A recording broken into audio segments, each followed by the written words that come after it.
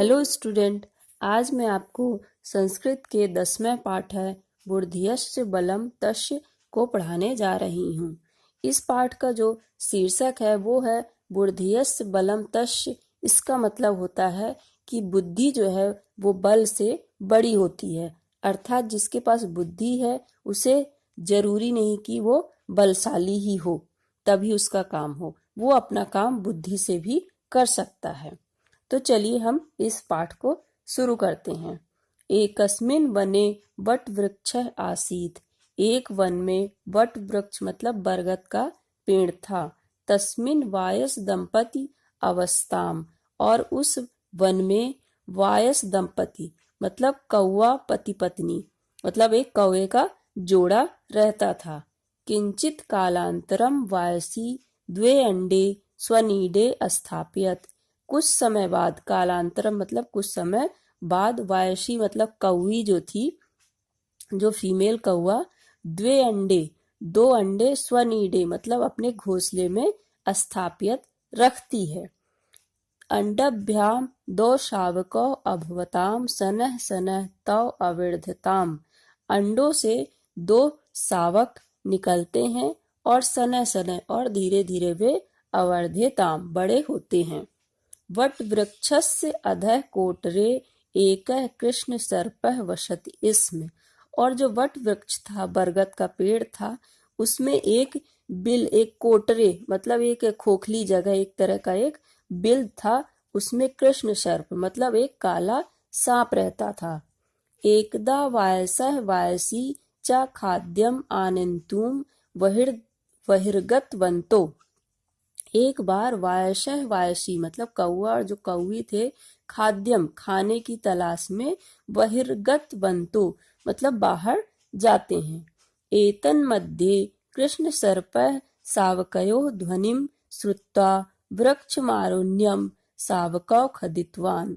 एतन मध्ये और उसी बीच कृष्ण सर्पः मतलब जो काला सांप था, शावकयोः ध्वनि जो शावकों की ध्वनि मतलब उनकी आवाज, श्रुत्ता मतलब सुनकर, वृक्ष मारुण्यम शावका खदितवान वृक्ष में चढ़कर उन शावकों को खा लेता है। यदा वायसी आगच्छत तदा स्वाम संततविहीनाम मत्वा दुखिता अभवत विलापम चाकरोत।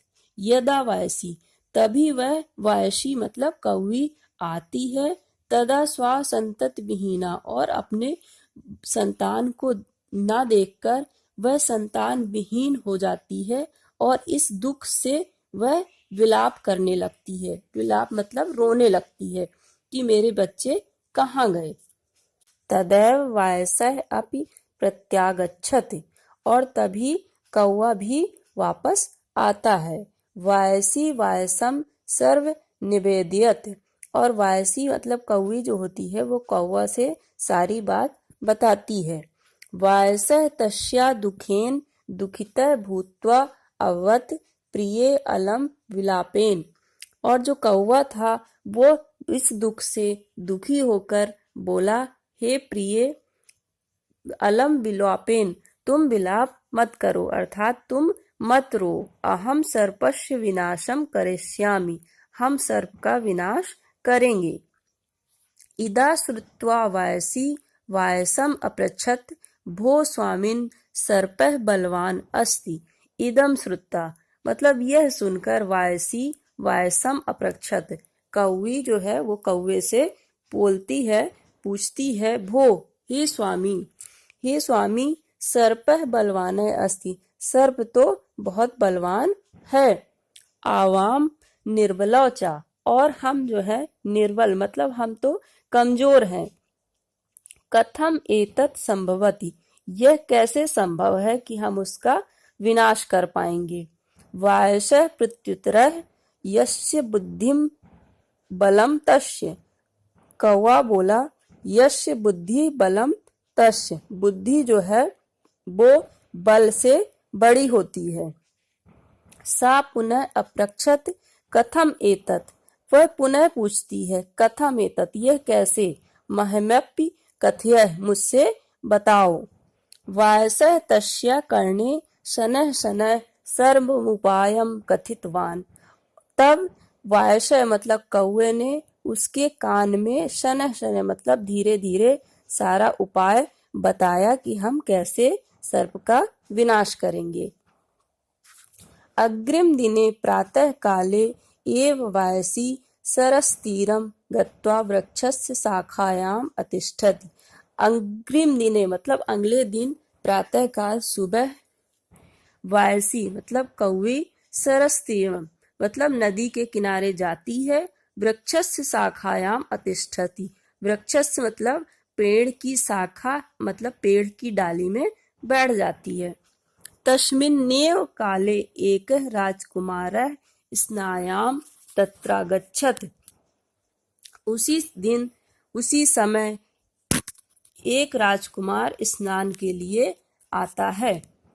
तेन सह बहवः आरक्षकाः आसनः, और उसके साथ उसके बहुत सारे आरक्षक मतलब उसकी सुरक्षा कर्मी भी उसके साथ रहते हैं।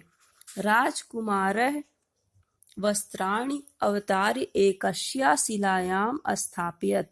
राजकुमार ने अपने वस्त्रों को उतारकर एकस्याम शिलायाम मतलब एक पत्थर के ऊपर रख देता है।